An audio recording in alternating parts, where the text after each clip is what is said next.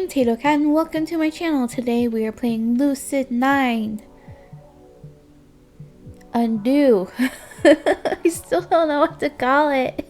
I think Lucid9 undo. Undone.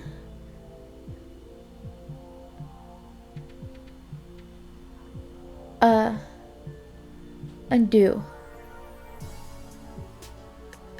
Path. Route. Version is better. Something undo. I'll think of it eventually.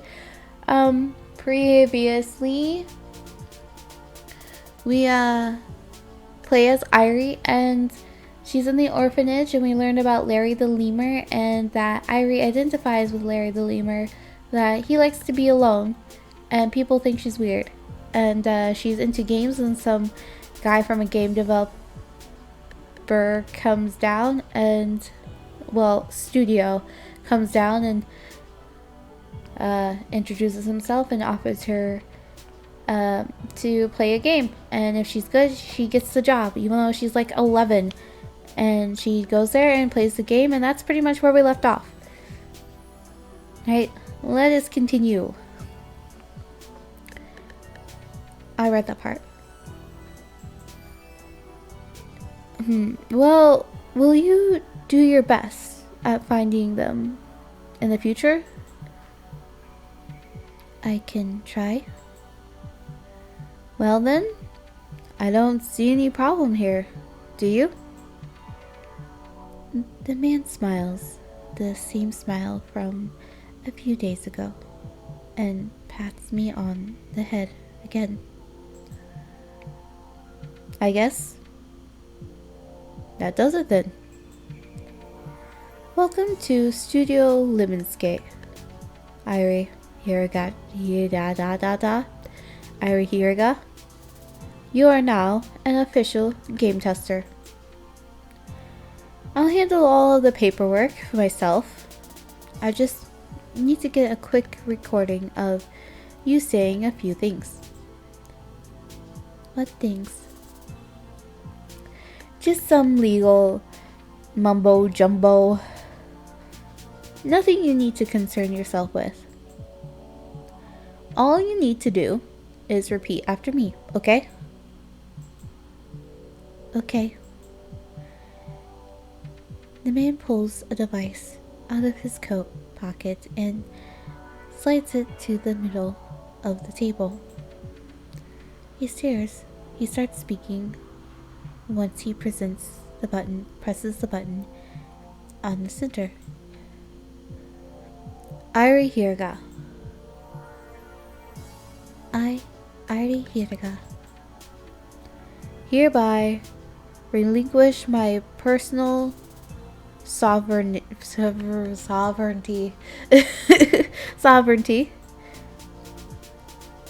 Hereby relinquish my personal sovereignty.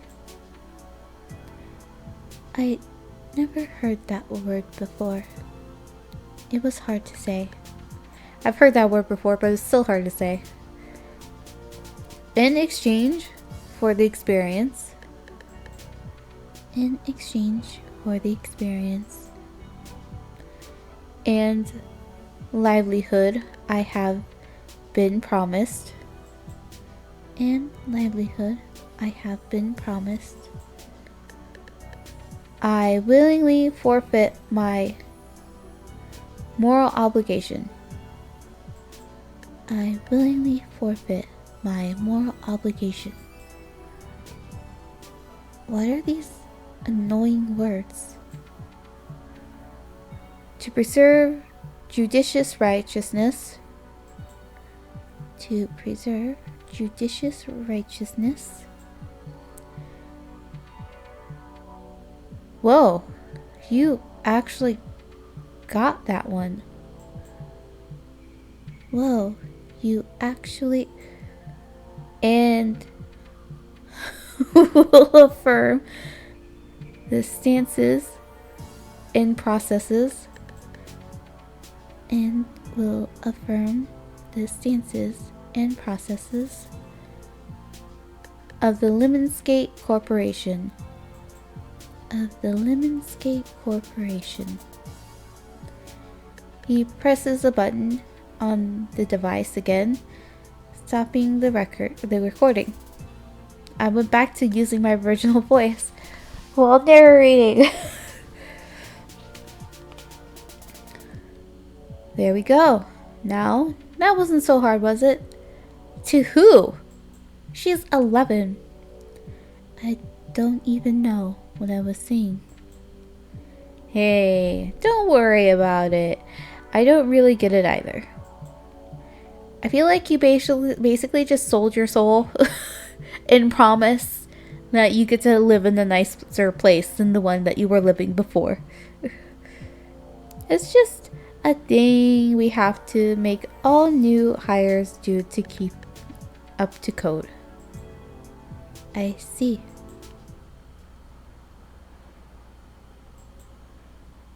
It never occurred to me what I had pledged until years later.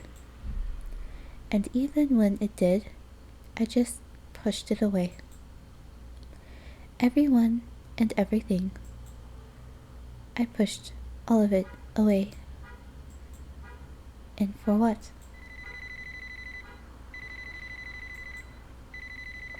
Oh, background. What is?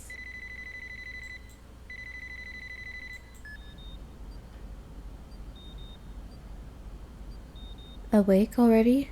Patient 5-32-4895-634? Dude, you gotta come up with an easier name. I can tell by the look on your face that it was far from a pleasant dream. You look anxious, or dare I say, perturbed by that which you just witnessed. Am I correct in my assumption? Blink once. Interesting. We may have been wrong to assume that having no responsibilities would put someone at ease.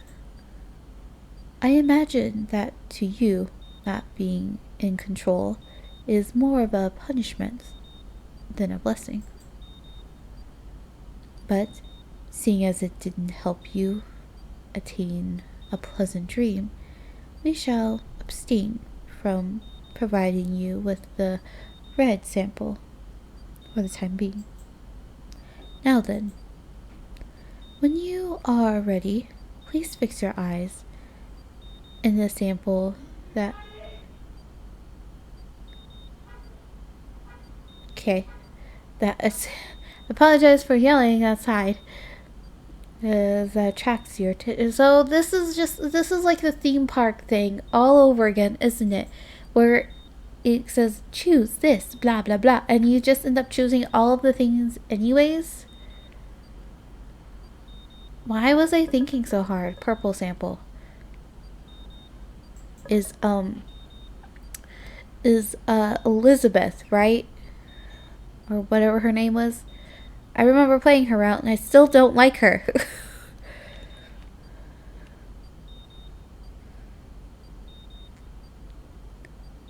The purple sample enkindles a patient's self-confidence.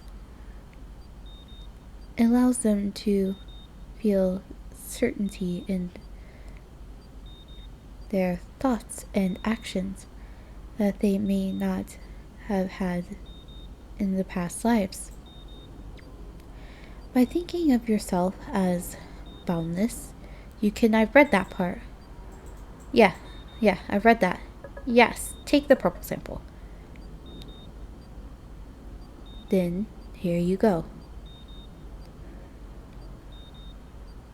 Are you feeling drowsy already? Good. Then don't mind me and close your eyes. May you have a pleasant sleep, patient 5-32-4895-634. Can I just call you 626?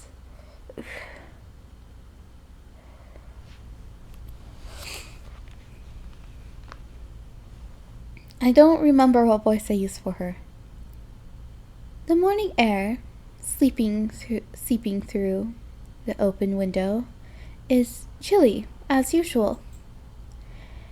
Feeling the cold creep in, I bring the coffee cup closer to my lips. It's still too hot to drink, but the steam feels comfortable on my face and shields me with its warmth. Another morning, another day, yet the same skyline of infinitely reaching towers adorns the glass of my window. Suddenly, the screen of my phone lights up. The time is almost 9 a.m. Now, who could it be? They'd better have a good reason for calling so early in the morning. And on my day off, no less.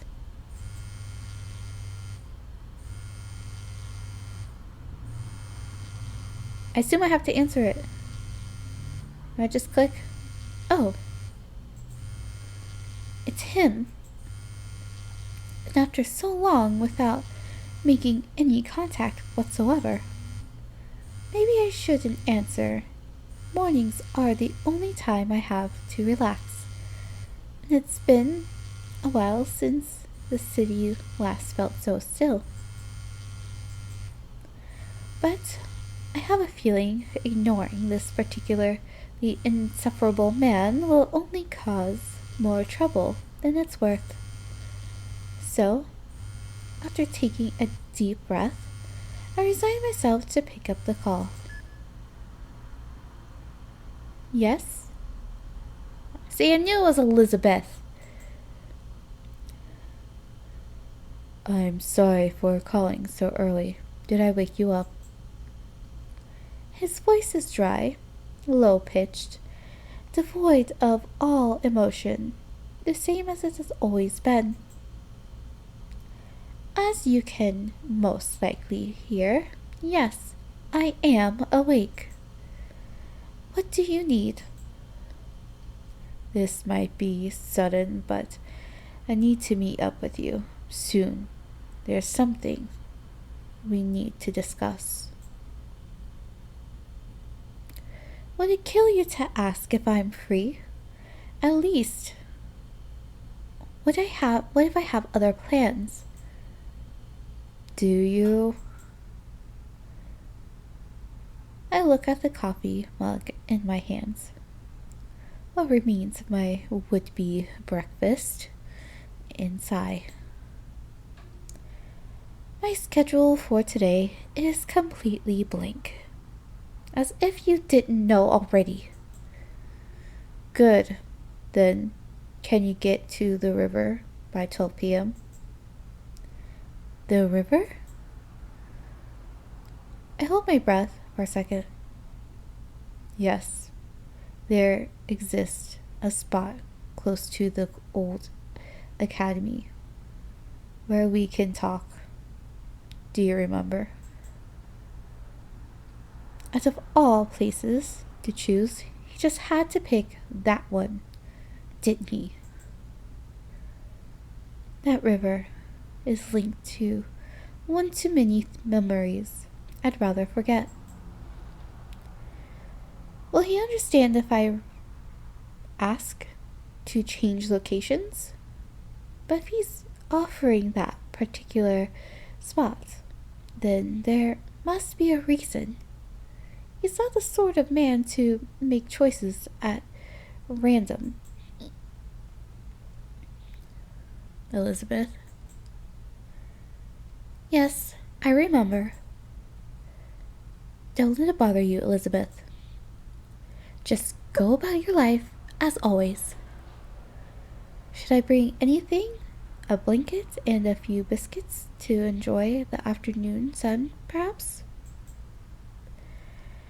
I don't think we have the time. Just focus on not being late. Of course. Not that I expected sarcasm to work. Well, if that's all then, I'll... Wait. I'm about to hang up, but the sudden spike of energy in his voice — was there a spike of energy in my voice? I don't think there was — forced my attention back to the phone. How long have you been awake? An hour, maybe. Why? Have you been resting properly? It isn't a crime to sleep in, particularly during your days off. Are you sure? As things stand, someone might turn it into a major criminal offense by the end of the year. What I'm saying is that taking breaks is important. No one wants you to collapse unexpectedly. Is there such a thing as an expected collapse? Perhaps, if I were drugged. Ah, I'm doing it again, aren't I? Acting hostile towards someone for giving me some well-meaning advice. Me and my big mouth. I'm sorry, but you don't have to worry about me.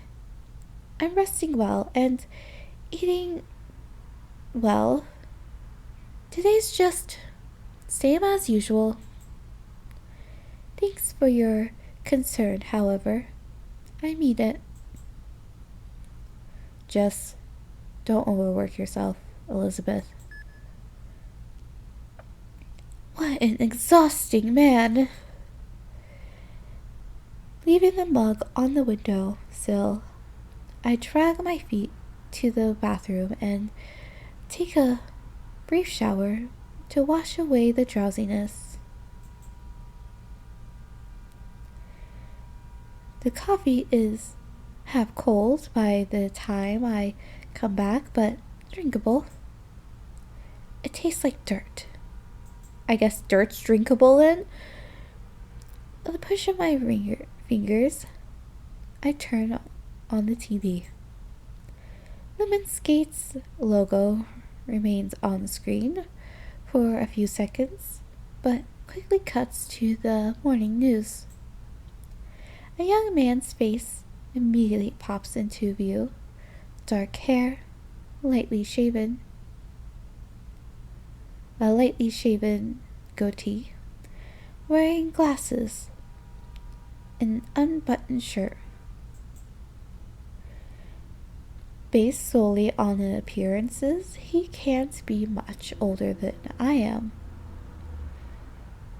And with that go-getter look that seems to be the norm for the golden generation of Isamu, you wouldn't think he was anyone unsavory.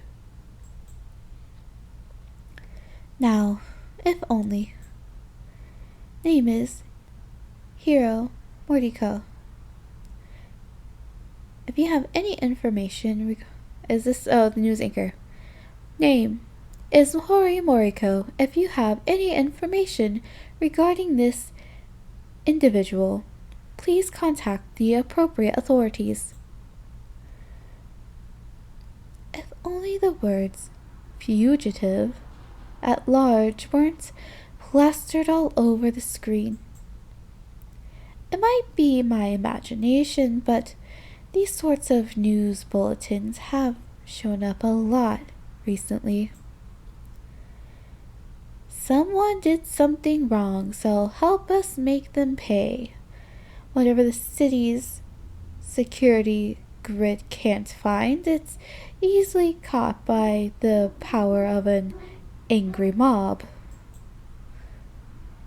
Or at least, that's what whoever is behind these messages seems to think. Maybe I'm being too cynical. Maybe the man on the screen is a ruthless criminal, and authorities want to find him before he hurts someone else. But when buzzwords such as antisocial behavior, pampered youth, golden days, or our glorious Isamu are spouted with such conviction, well, my cynicism feels a tad justifiable. Just a tad.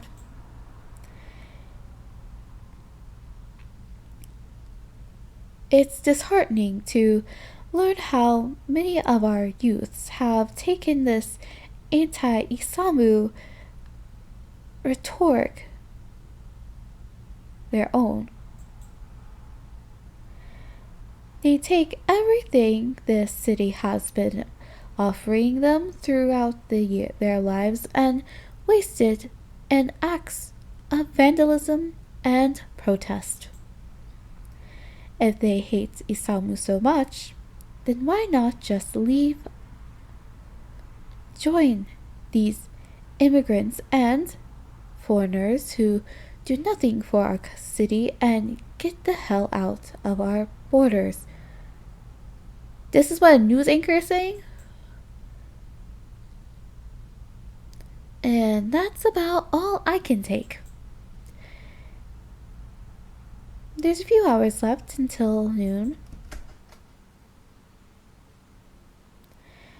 Not feeling like going back to bed, I quickly dress, pick up my bag, and walk out of the apartment.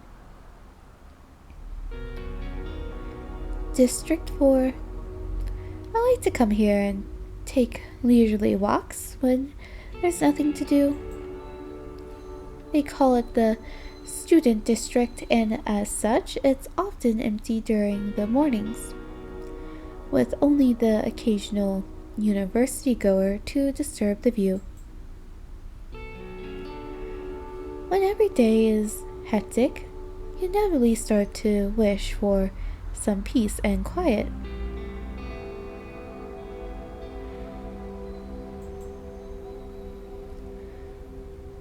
So, what better place than here, where students are bound to their classrooms until the bell rings?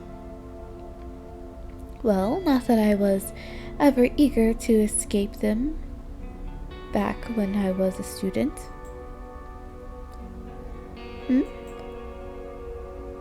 There are a few puddles of water on the sidewalk, turning it a molted gray. Did it rain last night? It's rare for us to get midnight showers, even during the wet season. How unusual. I look around to make sure there's no one watching.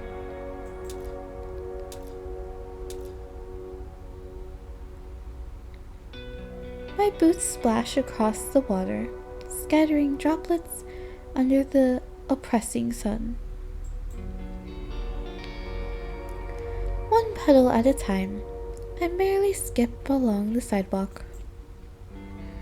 What am I, a schoolgirl all over again? But it's fun, so I don't stop until a group of bystanders shoots me perplexed glances, not glares. The entrance to the closest subway station is right in front of me when I look up. Even on my days off, I can't seem to shake the routine that has always been so ingrained in my brain for the past year.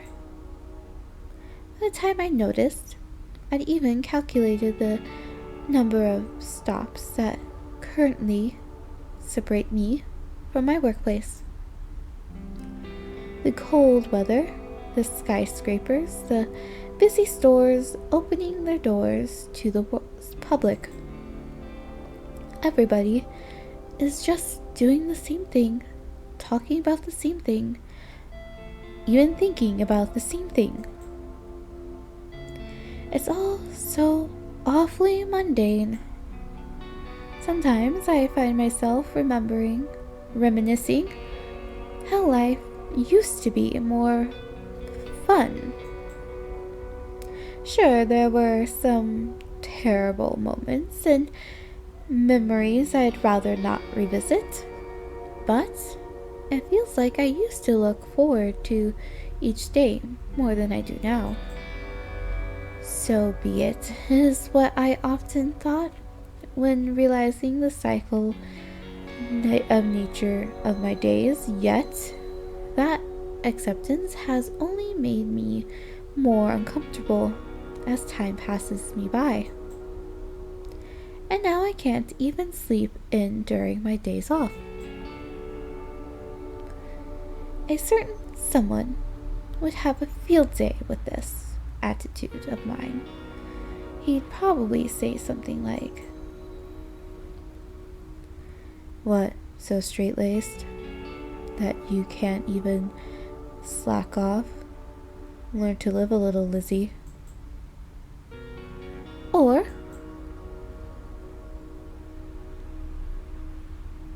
"Top of the morning to your majesty." I'm trying to do a really bad accent there on purpose. Not that my actual accent isn't bad. Say, "What a gnarly expression you have today. Was the morning tea not to your liking? And what led you to assume I had tea today exactly?" Brits, tea, you get the idea? Will you cut it with the stereotypes someday? And besides, it wasn't tea this morning. Surprise you.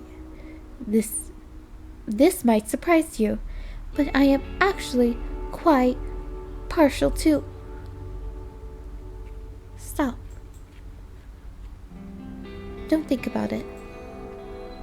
Don't you dare let your mood fall any lower than it is, Elizabeth. The past. The past. It's all about the past. It's all because things are still so similar, but the differences are so ridiculously easy to see. What a pain in the arse.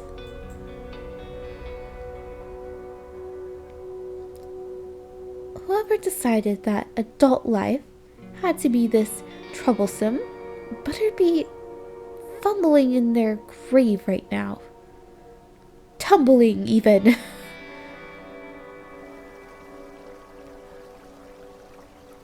The river just as tranquil as it's ever been. I search the scenery for the person who's supposed to meet up with me. Of course, he's not here yet, so instead of standing around like a fool, I search and sit on a bench facing the water. I had almost forgotten how good it felt to go for a walk without any obligations to weigh me down. If only more days could be like this, maybe it would be so difficult to wake up every morning. Isamu feels almost peaceful when you stare at it from here, don't you think? Oh, I read that. That was the wrong person. Isamu feels, yeah. I read that as Elizabeth. My bad. A hand lands on my shoulder. Instinctively, I spring to my feet and turn around.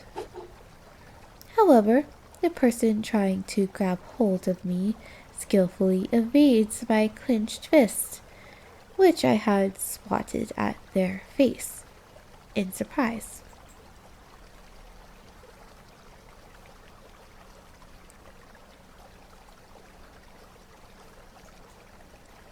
Who?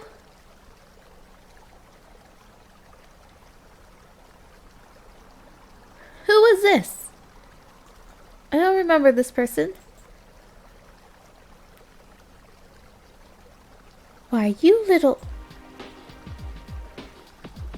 Don't surprise me like that, Katsu. You know I don't enjoy it. I don't remember Katsu. Katsu. Like tonkatsu? Is that who that is? Did he have a Sprite before? I don't remember.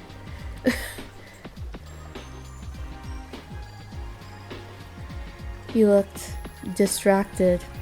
It's not easy to catch you off guard, Elizabeth.